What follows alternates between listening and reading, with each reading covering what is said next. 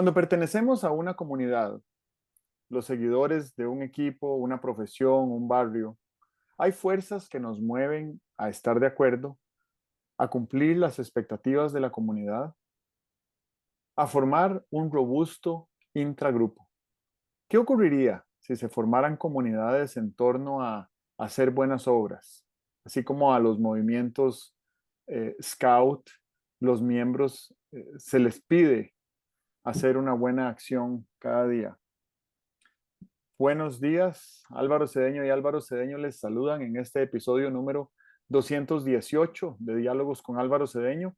Esta es una conversación intergeneracional que toca temas como acción humana eficaz, espíritu emprendedor, transformación de conflictos y política pública. Hoy para conversar sobre el artículo publicado esta semana en la página web alvarocedeno.com titulado Comunidades de Bien. Papá, esencial la comunidad, ¿cómo estás? ¿Qué tal? ¿Cómo estás? Todo muy Ujú. bien, por dicha. Sí, me encanta el tema. Me parece que sin darnos mucha cuenta de lo que está pasando eh, en este proceso de reconexión de nuestra especie humana en los últimos 15 años, a partir de el surgimiento de herramientas digitales, se volvió a hacer se volvió como a poner de moda el concepto de comunidad. Porque si nos ponemos a ver antes de de este dispositivo que nos vino a conectar globalmente, eh, más bien lo que había pasado era que nos habíamos empezado a organizar en comunidades cerradas que eran literalmente cerradas. La gente ya no tenía convivencia, la gente ya no tenía vecindad, la gente ya no tenía solidaridad en su proximidad geográfica con quienes habitaban cercanos a ellos. Pero con las redes sociales, por lo menos empezamos a buscar mucha afinidad con personas que tuvieran intereses similares a los nuestros y a agruparnos según temas, ¿verdad? Entonces ahora es más probable que una persona tenga cercanía con un grupo, con una comunidad digital, aunque nunca haya conocido a ninguna de las personas que participan en esa comunidad en persona, pero sí sintiendo confianza y aprendiendo y contribuyendo a esa comunidad. Pero creo que la pandemia ha venido a agregarle un par de ingredientes diferentes a ese pastel, porque con la pandemia nos fuimos yendo hacia las burbujas sanitarias, aquel concepto de burbujas sanitarias que se siente ahora tan distante, pero Ujú. eso lo que nos permitió fue darnos cuenta de la importancia del contacto cara a cara con otros seres humanos Ujú. y de las carencias insalvables que tienen las comunidades digitales. Entonces siento que cada vez veo más gente agrupándose en comunidades con la intención de relacionarse cara a cara. Y para agregarle un último elemento a esta larga introducción que estoy haciendo, me parece que con la pandemia también ha empezado a migrar a Costa Rica mucha gente que anda buscando un lugar para formar comunidad, para pertenecer a una comunidad que esté mucho más inmersa y en mayor contacto con la naturaleza, porque en las ciudades y en los países de donde vienen, ya eso no existe, ¿verdad? Hay que irse 2, 3 horas manejando para llegar a un parque. Y aquí en Costa Rica, sobre todo en las zonas costeras, en las zonas montañosas, lo que hay es naturaleza, exuberante y con una biodiversidad única en el mundo. Entonces aquí en Costa Rica se ha empezado a configurar un, una incubadora de comunidades presenciales inmersas en la naturaleza que podría ser un experimento mundial que está empezando a manifestarse. Qué llamativo. Vieras que Este tema de de la comunidad a mí me, me, me parece muy importante y sin embargo, como que lo vamos olvidando. Todos sabemos que somos parte de una comunidad, pero más bien ser parte de esa comunidad es una cosa como puramente nominal, ¿verdad? Yo pertenezco al distrito Sánchez de el cantón de Curridabat, pero cuánto me relaciono, con quiénes me relaciono y tal y cual. Las elecciones municipales me llenaron de entusiasmo porque, bueno, es la comunidad ejerciendo la democracia, que es una cosa muy linda. Y creo que cuanto más pequeña es la comunidad, hay un dinamismo diferente, ¿verdad? Creo que ahí lo que hay es un elemento que yo casi no me atrevo a citar los conceptos de sociología que aprendí cuando era un muchachito, porque deben estar totalmente superados. Era un curso muy elemental de sociología. Nadie se acuerda de quién era López Rosado, pero López Rosado era el autor del libro de sociología que todos los estudiantes de la Universidad de Costa Rica leíamos como curso introductorio, ¿verdad? Eh, en esa sociología de entonces funcionaba un concepto que era el de intragrupo y a mí me deslumbró el conocimiento del concepto de intragrupo. ¿Por qué me deslumbró? Posiblemente era de los primeros 5, 4 o 3 conceptos de sociología que llegaban a mi vida. En la vida había oído hablar de sociología, en el colegio no se oía hablar de sociología y desde luego no se oía hablar de economía. Cuando llegas al curso de sociología y te hablan del intragrupo y uno dice, qué es el intragrupo? Dice, bueno, pues el intragrupo es ese dinamismo, esas fuerzas que hay en un grupo cuando uno es parte de él y es más fuerte cuanto más pequeño sea el grupo. O sea, el intragrupo o la operación del concepto de intragrupo en una familia es muy marcado. En un país es menos marcado. En un cantón es un poco más marcado. En un distrito es un poquillo más marcado. Pero ve qué gracioso. Yo leo un documento, una publicación periódica en defensa de la democracia que tiene un grupo relacionado con la Universidad de Stanford. No me acuerdo en este momento cómo se llama el grupo. Y un día de estos salió un titular en esas publicaciones que me llegan, decía, para salvar la democracia, salve primero al parque. Y yo creí que estaba interpretando mal el inglés tal y como estaba ahí. Y no, lo que quería decir era exactamente eso.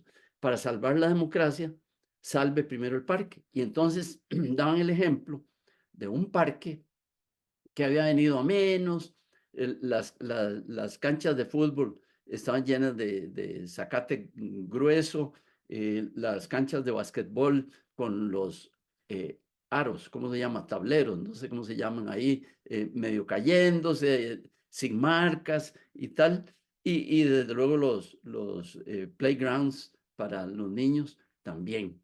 Y entonces la idea es, hombre, ¿por qué no hacemos algo en torno a este parque para que la gente primero venga a verlo, venga a ver el estado en que está, que diagnostiquemos por qué está en este estado? Y bueno, en Estados Unidos no era difícil decir, y una vez que veamos todo esto como está, apersonémonos ante lo que sería el equivalente a la municipalidad para que la municipalidad nos arregle el parque. Pero digamos, antes, ¿cuál es el beneficio que el parque tiene? Hagamos unas encuestas, veamos a ver cuánta gente podría usarlo, cuántos niños, cuántos jóvenes. Y ahí hicieron un proyecto y lo presentaron, les arreglaron el parque y el parque cobró vida. Y un parque con vida, me parece a mí, que es un centro de sensaciones que conducen al pensamiento, eh, al pensamiento práctico de lo que es la democracia. ¿Ves? Tú vas a un parque, vas a la feria del agricultor y ves gente que vende y que compra. Eso, de una cierta manera, son unas líneas que uno puede completar para terminar en unos propósitos de democracia, desde luego, ¿verdad? Si vas a un parque y ves chicos jugando por un lado y unos señores leyendo por el otro y conversando por allá en las bancas, y te das cuenta de que la comunidad a la cual pertenecemos necesita ese parque. Entonces, ese pensamiento que tú dices, que como que las redes sociales nos han traído, eh, nos han hecho revisitar de nuevo que es la comunidad, pues está ahí. Es que y yo estaba pensando antes de este oportunidad de diálogo. Hombre, puedes pensar en comunidades de bien y cuando piensas en comunidades de bien, piensas en agrupaciones, en no sé qué, reunir a gente y tal y cual, pero te das cuenta que la comunidad en este momento, la comunidad más universal que debe haber es el WhatsApp, ¿verdad? Porque inmediatamente que pensé, ¿cómo se organizaría una comunidad de bien? Y díjeme yo, hombre, se organiza haciendo un grupo de WhatsApp y poniéndolo a crecer, ¿verdad? Antes era distinto, tenías que ir tocando puertas en las casas o mandarles una comunicación y dejárselas por debajo de la puerta para armar una comunidad. Ahora lo que hay que hacer es una lista de correos y decir, queremos armar una comunidad de bien y si usted no está de acuerdo, puede retirarse, desde luego, pero qué bueno sería que se quedara y tienes la comunidad de bien caminando, ¿verdad? Con una característica interesante que tienen las cosas hoy en día. Eh, Será, Álvaro, que son más visibles las comunidades de mal que las comunidades de bien. Yo veo que tienen más espacio, más vocería, más repetición los troles que las personas que se atreven a razonar con los troles, contra los troles. O sea que muy interesante. Parece ser que siempre hay un destino que quiere mantener equilibrada la cancha y dice, sí, sí, sí, claro, se pueden hacer comunidades de bien.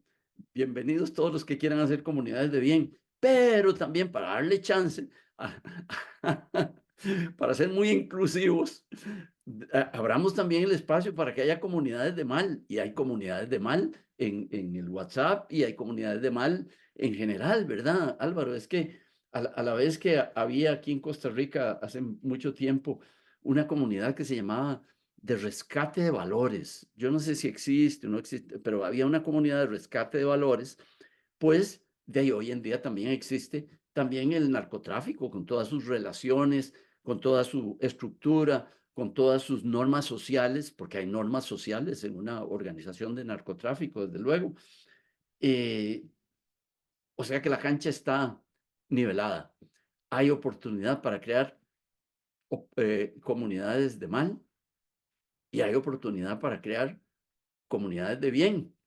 Yo sí creo que hay mucho más personas dispuestas a matricularse en una comunidad de bien que en una comunidad de mal. De eso no me cabe la menor duda, por una sencilla observación.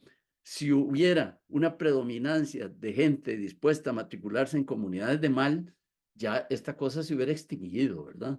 Porque me parece a mí que el mal es destructivo. El mal es destructivo, ¿verdad? Aunque te lo presenten muy vacilón, muy placentero, eh, con unos matices eh, atractivos, ¿verdad?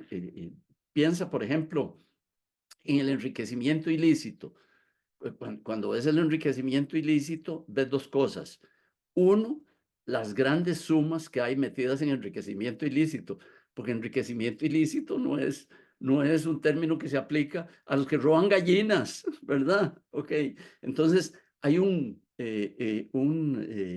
atractivo en las sumas tan importantes que debe haber en el enriquecimiento ilícito. Hay también el pensamiento de, es más fácil que agarren a un roba gallinas a que agarren a un enriquecedor ilícito y todo eso. Y entonces me parece que es posible que, a pesar de que resulta muy seductor el enriquecimiento ilícito, hay muchísima gente que por moral básica dice, no, no, a mí no me vengan a hablar de ese cuento, ¿verdad? Pues ahí es la cosa.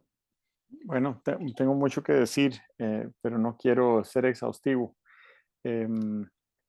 Lo primero es que em, empieza a jugar un papel importante también la antropología, ¿verdad? Que son esas características que tienen las culturas y cómo se relacionan entre sí y con otras, que empiezan a tener un papel interesante en este mundo tan interconectado y globalizado. Yo siempre cuento la historia de que cuando yo era niño e iba con mi mamá a renovar su cédula de residencia, la cédula de residencia se renovaba en una ventanilla que quedaba en el Castillo Azul, ahí al lado de la Asamblea Legislativa actual. Y uno llegaba, me parece que sin cita, y habían 3 personas en la fila y en 5 minutos les renovaban el cartoncito y se iba. Pero hoy en día, cuando uno va a renovar una cédula de residencia, le tienen que dar una cita que se la dan con 3 meses de anticipación o más. Llegar a la oficina de migración, parquear allá bien lejos, caminar 200 metros y entrar a un lugar donde hay dispositivos de seguridad, muchos guardas dando información y múltiples caminos con colores y números diferentes pintados en el suelo, según para dónde vaya uno a realizar qué trámite. Y el lugar está repleto todo el día, todos los días. La diferencia es la cantidad de migrantes que hay en este país hoy comparada a la cantidad que había hace 40 años. Y esto ha tenido un efecto profundo en la cultura costarricense, porque ahora San José, yo creo que es una de esas ciudades donde se pueden encontrar restaurantes auténticos de comida muy diversa, de muy diverso origen y de excelente calidad. En muchos casos, eh, conducidos por personas de ese Mm, bagaje cultural. ujú. Y eso me parece que está teniendo un impacto también en las comunidades en las que participamos hoy. Es altamente probable hoy en día que en una comunidad o en un grupo, o en un vecindario, eh, hay extranjeros. Y eso creo, bueno, no, estoy convencidísimo de que eso enriquece el potencial que tiene una comunidad como la nación costarricense, sobre todo si lo enfocamos dentro de un tema que lo hemos conversado mucho, que es el de la economía naranja, que es la economía del talento. Lo otro es que si nos enfocamos en el paradigma democrático, a mí me parece que el músculo democrático se tiene que ejercitar. Y me temo, esto lo digo como hipótesis, que cuando uno pasa 80 años en un régimen democrático con un Estado de Derecho estable, funcional y que brinda certidumbre y seguridad, se atrofia el músculo democrático.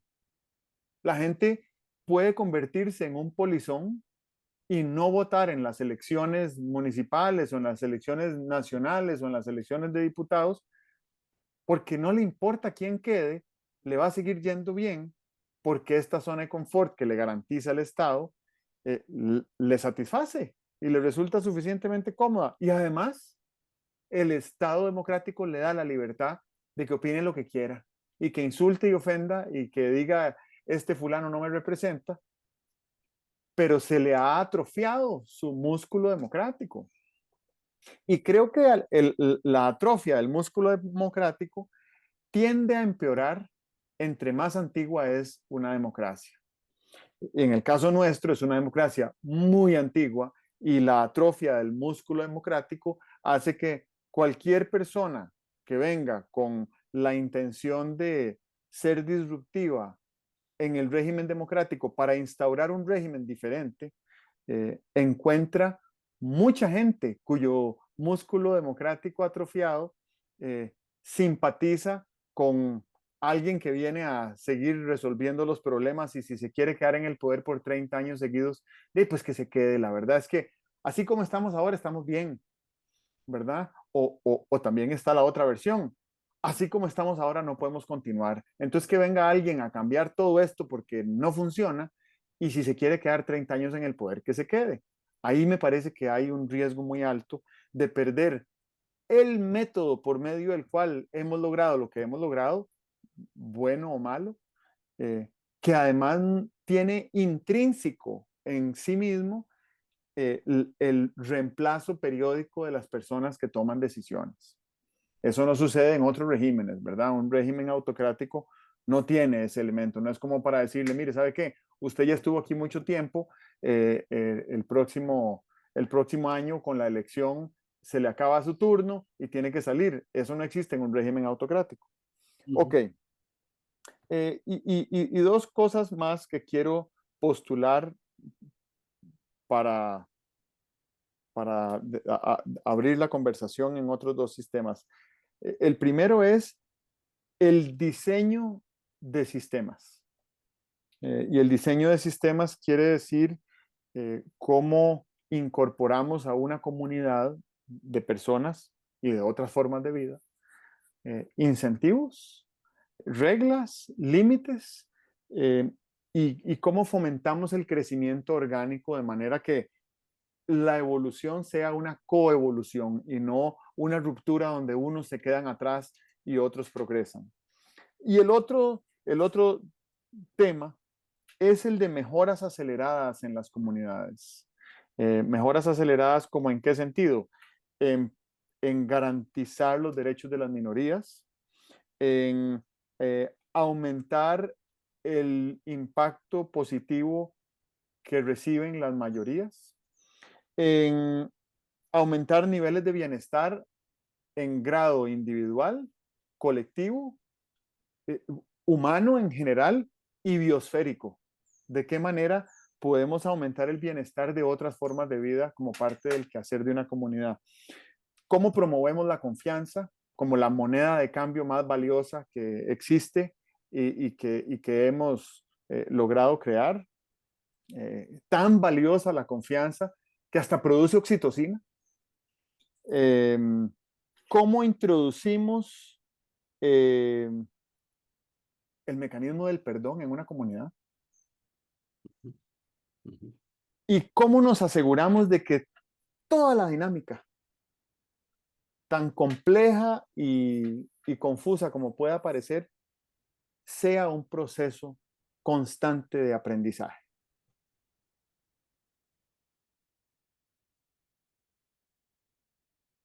Eso tengo que comentar yo. No, no, no, no, no, son temas ahí como para que los vayamos Claro, viendo. ahí, sí. eh, Ahí hay dos cosas bien importantes en el fundamento de lo que estás diciendo. Y es sobre la atrofia del músculo democrático. Es que una, un dispositivo social puede llegar a funcionar tan extremadamente bien que no haya que ponerle ningún esfuerzo, ninguna energía. Y eso, desde luego, que conduce a que se atrofie la fuente de energía que había que ponerle a ese sistema, ¿verdad? Vamos a ver, si en una ciudad se llegara a ser tan excelente la prevención de incendios, que nunca hubiera un incendio, nunca, nunca, nunca, nunca hay un incendio, pasarían dos cosas inmediatamente. Primero, los bomberos perderían aprestamiento para enfrentar los incendios. Segundo, posiblemente los gobiernos, las municipalidades, las instituciones que financian el combate de los incendios empezarían a ver a qué otras cosas podrían dedicar su dinero, porque como nunca hay incendios, ¿para qué vamos a tener 80 cuerpos de bomberos? Eh, Posiblemente empezaría a operar un cierto descuido en la prevención de incendios, ¿verdad? Hoy en día, todos los días vemos la noticia de que hubo un incendio, oímos los carros de bomberos, vemos las estaciones de bomberos activas y tal, y cuando te vas a acostar, quieres ir a revisar a ver si todo está apagado, ¿verdad? Por ejemplo, cuando vas a salir de la casa, tomas las medidas para que no quede ningún riesgo de incendio latente, ¿verdad? Bueno, eso desaparecería en una comunidad donde no haya incendios.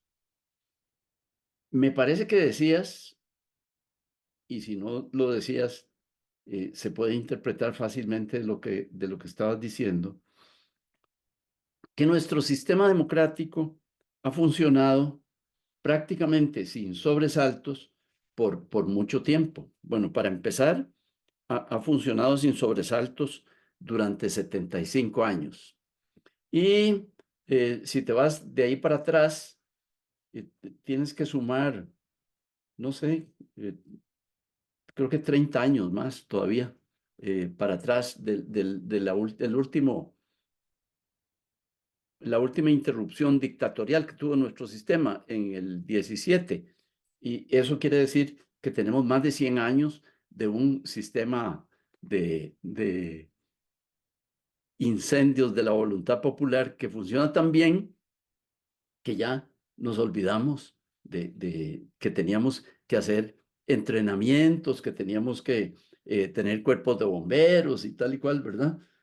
Y eso es muy llamativo porque yo siento que cuando se pierde sensación de la dificultad del camino, uno empieza a no considerar que el camino establecido es una gran creación institucional, ¿verdad? Si nosotros llegamos a pensar que la democracia, eh, no sé, venía con el acta de independencia, ¿verdad?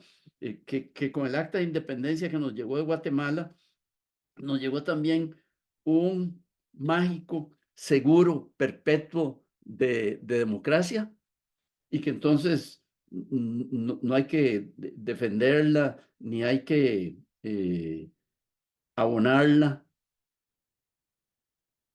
Eso, desde luego, que nos hace perder atención, ¿verdad? Por cierto, una cosa histórica y tal vez triste de recordarla, las contadas amenazas que ha tenido nuestro sistema democrático contemporáneo, ¿verdad? Después del año 50, daban lugar a que se escribieran artículos, se pronunciaran discursos,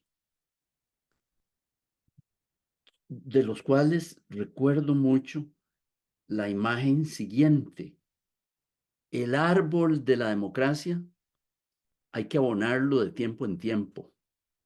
Y se decía eso, es muy, muy, muy trágico y muy lamentable. Se decía eso porque algunos eventos antidemocráticos habían causado muertos, ¿verdad? No parece que fuera este país. ¿A ti no te parece que fuera este país? ¿No te parece que este país un día se hubiera ensombrecido con muertos en combate, defendiendo un gobierno constitucional, ¿verdad? Bueno, eso ocurría y ojalá no lo vean ni tú, ni tus nietos, ni los nietos de tus nietos. Pero el árbol de la democracia, decía en aquellos momentos, había que abonarlo de tiempo en tiempo. Yo creo que el árbol de la democracia hay que abonarlo de tiempo en tiempo. Ojalá no tengamos que abonarlo, sino con buenas intenciones, con organización, con buenos propósitos, con sistemas, con pensamiento, ¿verdad? Pero hay que abonarlo. Y me parece que esto que estabas mencionando, pues constituyen abonos de amplio espectro para el árbol de la democracia. Muy bien. Sí, me quiero devolver a, a estos dos temas que estaba mencionando antes, el de diseño de sistemas y el de mejoras aceleradas en comunidades, porque estos dos temas que uno consideraría pertinentes de discutirse en un aula universitaria de antropología social o de ciencias políticas o de derecho o de filosofía, eh, son el diario vivir de personas que convergen en torno a diferentes aplicaciones de la tecnología blockchain, que es un certificado digital incorruptible que ofrece una gran variedad de opciones de aplicación. La más famosa de ellas, la más reconocida, es la creación de criptomonedas, ¿verdad? Que, digamos, un ejemplo es el Bitcoin, que es el que mucha gente conoce, que es un certificado digital que tiene un valor monetario según un patrón distinto, completamente distinto al dólar, que se mueve según otros incentivos y otras reglas y para otros fines. Pero aparte del Bitcoin hay decenas de miles de otras criptomonedas, ninguna tan exitosa como el Bitcoin, que es como el estándar de la industria. Pero aparte del uso monetario de estos certificados criptográficos, lo que estas personas han estado pensando es en cómo configurar un certificado digital cuyo algoritmo tenga por objetivo promover la confianza, por ejemplo, que es muy sencillo si uno piensa que estos certificados digitales son incorruptibles. Entonces, la confianza que yo deposito en otra persona, eh, la deposito en el momento en que le compro el certificado, pero una vez que lo compré, ya la confianza es desechable, la mía y la de la persona a la que le compré, porque ahora quien garantiza esa confianza es, es un certificado digital que garantiza que eso que compré es cierto y válido y se sostiene por el tiempo eh, desde sus orígenes.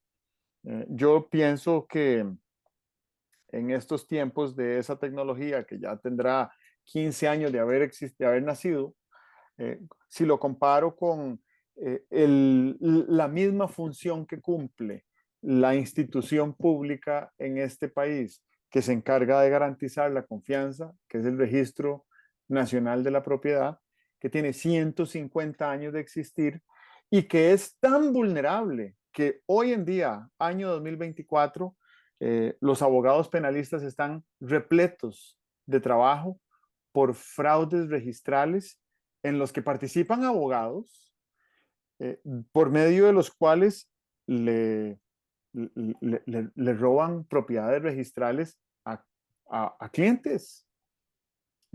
Entonces, ante ese grado de vulnerabilidad y de incertidumbre y de inseguridad que genera el registro público y al potencial de seguridad, incorruptibilidad y transparencia que ofrece y promoción de la confianza que ofrece una tecnología como blockchain, yo me pregunto, ¿cuándo haremos la transición de un lugar a otro? Obviamente, los grandes perdedores de esa transición son los abogados, que son los únicos operadores calificados del sistema como existe hoy. Y los grandes ganadores son los ingenieros informáticos que se encargan de programar esos algoritmos criptográficos de una manera tan sencilla y replicable que además yo lo programo y lo reproduzco y creo 100 millones de certificados en un mismo acto y esos 100 millones de certificados valen un colón cada uno y ahí acabo de crear un nuevo mercado que va a comprar, bueno, no importa tanto cuál bien va a comprar, pero puede ser que quiera comprar dibujos coloridos hechos por niños menores de 10 años y eso va a generar una dinámica económica que va a beneficiar a muchísima gente y va a promover el arte y además va a crear comunidad. Todo esto lo menciono porque creo que al cabo de 15 años de coevolución de esta tecnología y de diferentes aplicaciones, estamos empezando a ver manifestarse estas aplicaciones y a preguntarnos, pero esto es mejor que la confianza, pero esto es mejor que el dinero, pero esto es mejor que el registro, pero esto es mejor que la democracia. Entonces, ¿cómo hacemos para buscar un empate simbiótico y sinérgico que aumente el valor de lo que ya tenemos con aquello nuevo que estamos descubriendo y que podamos experimentarlo, irlo ajustando y ver de qué manera nos convertimos en una comunidad diferente? Porque, y con esto termino, eh, eh, lo dijimos hace 1 o 2 semanas, todo aquello que hemos construido como país, que nos ha traído hasta acá, muy probablemente no nos alcanzará para llegar al nuevo siglo. Entonces, en algún momento lo vamos a tener que reconstruir, pero reconstruirlo no quiere decir destruyámoslo y veamos a ver qué. Reconstruirlo no quiere decir abracemos la anarquía, no quiere decir mandemos a la basura todas las leyes, no quiere decir olvidémonos de la democracia, pongamos a esta fulana aquí a que nos gobierne por los próximos 30 años. Eh, Quiere decir experimentemos, innovemos, diseñemos, piloteemos, mejoremos, aprendamos, experimentemos. Eso es lo que quiere decir. Hay una serie de elementos que estás planteando. Algunos los entiendo inmediatamente, otros necesitaría más diálogo, ¿verdad? Pero creo que de lo que estás hablando es de que los ingredientes de un cambio como el que todos los países están necesitando. eh, Hubo elecciones en la Comunidad Europea. eh, Vienen elecciones en los Estados Unidos. Ves el comportamiento de países importantes como Rusia y te parece que es un comportamiento salido de las normas que nos han dado estabilidad por muchos años. Veo los nuevos ingredientes de las nuevas discusiones que hay que tener, que no son, no sé, cuando tú te pones a hablar de democracia, la confianza como requisito de la democracia y el blockchain como sustento tecnológico de la confianza, uno dice, uy, uy, uy, es que no nos podemos sentar a conversar solamente entre abogados constitucionalistas. Posiblemente tengamos que sentarnos a conversar, pero también incluir personas para las cuales lo del blockchain sea una, eh, una creación a la que ya están, si no habituados, por lo menos familiarizados. Esos nuevos invitados a estas nuevas conversaciones, como el blockchain, ¿verdad? Que entra por la puerta de la confianza, le dan a las nuevas conversaciones que hay que tener un carácter diferente. Es que ya no va a ser posible que nos pongamos a hablar los de siempre, sino que tiene que ser una conversación como muy inclusiva, una conversación muy innovadora desde el punto de vista de a quienes se va a invitar a sentarse a conversar. Hace tiempo que me has oído decir que a mí me parece que las juntas de notables ya pasaron de moda, ¿verdad? Las juntas de notables ya pasaron de moda. Antes, hace 50 años, un problema serio y al todo el mundo se le ocurría llamar a una junta de notables y eso me parece que ya pasó de moda. Ahora no es una junta de notables. ¿Cuáles son los nuevos eh, invitados a esta conversación? Es, desde luego, una pregunta que no voy a responder ahora, ni podría responderla. Es una pregunta para elaborar, es una pregunta para masticarla, para pensar sobre ella, pero nos da una, un ángulo de visión sobre los asuntos nacionales, como el decaimiento de la democracia, un ángulo de visión ampliado, renovado, refrescado. Y aquí el llamado que quisiera hacer es que tengamos la apertura, el optimismo de hacer la apuesta con nuevos invitados en esta gran conversación que hay que tener con nuevos métodos de búsqueda de acuerdos en esta gran conversación. Y eso es un pendiente que el país tiene, solo que ahora poniéndole nombre, pues ya uno lo ve como más realizable, porque a las cosas, cuando las ves nebulosas, no les vas a encontrar ni solución ni camino, pero cuando ya tienes la claridad de amanecer como para ponerles nombre, pues ya me parece que tienes la posibilidad de manera optimista y esperanzada apuntar en una determinada dirección. Muchas gracias por estas cosas que has aportado hoy. Ok, me quedan un par de ideas por compartir y otra vez se nos fue el tiempo. Las últimas conversaciones que hemos tenido, he tenido que hacer la matemática para ver si realmente ya pasó tanto tiempo conversando. Eh, y creo que esa es una buena señal, pero me gustaría saber a dónde se fue ese tiempo. Eh, dos ideas. Una reiterativa de lo que hemos mencionado en el pasado como parte de nuestra estructura de pensamiento, como uno de nuestros anclajes de modelo mental, que es el acrónimo de VICA, ¿verdad? Que en el contexto global, el escenario que estamos viviendo es volátil, incierto, complejo y ambiguo.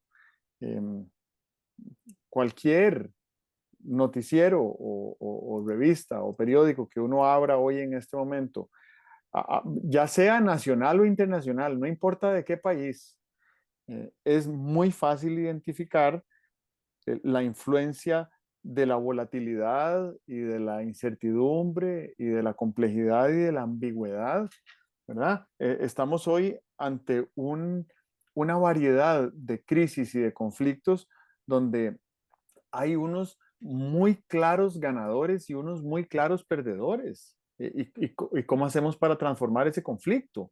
Forzando a los que están ganando a que pierdan o forzando a los que están perdiendo a que ganen. Creo que necesitamos entender que al fin de cuentas, absolutamente todos los elementos que convergen en el quehacer humano dentro del planeta eh, forman parte de una unidad. No estoy diciendo que es una unidad monolítica, es una unidad de altísima diversidad, pero que está toda conectada. Y esto es lo que siempre hemos estado conversando nosotros sobre la importancia del pensamiento sistémico. Pues resulta que eh, hoy en día de estas profesiones nuevas que han surgido en los últimos años está la profesión del diseño de sistemas. Y son personas que tienen unas destrezas analíticas, técnicas y además conceptuales para no solo pensar de manera sistémica, sino diseñar sistemas que sean sostenibles, que sean orgánicos, que sean robustos, que sean justos, eh, que promuevan la vida. Y eso me parece que es importante tomarlo en cuenta. ¿Qué es lo que quiero decir con esto? Que la mayoría de nosotros no estamos capacitados porque biológicamente nunca nos fue programado eso en nuestros genes. No estamos capacitados para el diseño de sistemas. Y creo que hoy más que nunca necesitamos esas luces de personas que tengan un repertorio de herramientas que nos ayuden en el proceso de diseñar sistemas. Y lo otro es que hoy es un buen día para entender que el miedo es más probablemente un factor de parálisis que un factor de acción. Sí, sí, Hemos creído erróneamente, alguna gente todavía lo cree, que asustarse es la mejor manera de actuar. Esa es la mejor manera de actuar cuando nosotros ubicamos el neocórtex que tenemos en nuestro cerebro, que en los últimos 200.000 años se convirtió en la más reciente adaptación a nuestro organismo y que es un mecanismo de supervivencia, de manera tal que si oímos que se mueve por ahí el charral, salimos corriendo por si acaso es un tigre, ¿verdad? No nos ponemos a pensar, ¿será un tigre o será una paloma? Y salimos corriendo, porque si es una paloma, pues qué importa, pero si es un tigre, hasta ahí llegamos. Entonces, como mecanismo de supervivencia, el neocórtex es fundamental y ahí esas sensaciones que nos producen miedo nos obligan a poner pies en polvorosa y a salir corriendo. Pero la cantidad de estímulos que percibimos hoy en día, que son eh, respecto a riesgos no necesariamente latentes, ni necesariamente conducentes a, a, a sufrir una lesión física o a perder la vida, al menos no en el cortísimo plazo. Entonces nuestro neocórtex no funciona. ¿Y qué es lo que pasa? Que si no funciona como querríamos que funcionara para estimular que salgamos corriendo y que nos pongamos a actuar, también podría hacer que nos congele, nos desmayemos, eh, eh, eh, eh, y bueno, y si nos congelamos o nos desmayamos ante la idea de que pudiera ser un tigre, de ahí pues se la pusimos en bandeja de plata al tigre, ¿verdad? Que no tiene ni que cazarnos. Ahí ya está el manjar listo para comérselo.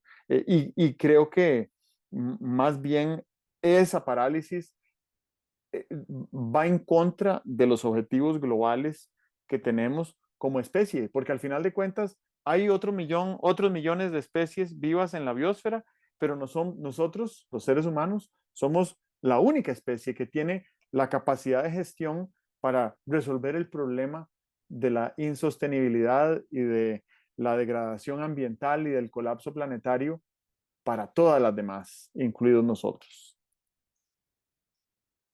muy bien. Muchas gracias por poner como ejemplo de fuente de miedo al tigre y no al jaguar, porque a los tigres sí hay que tenerles miedo. En segundo lugar, creo que algo importante sobre el miedo, un feeling tan íntimo y tal y cual, eh, se dice en un libro que tú y yo leíamos que eh, el miedo no es una forma de no valentía, que los valientes en determinados momentos también sienten miedo, que la actitud adecuada ante el miedo no es ni la parálisis ni la huida, que la actitud adecuada ante el miedo es ver qué hacer con el miedo. Para decirlo en términos que nos gustaban mucho cuando el toreo era una actividad muy elegante, muy bonita, muy deportiva, ¿verdad? El miedo al toro se combate aprendiendo a torear.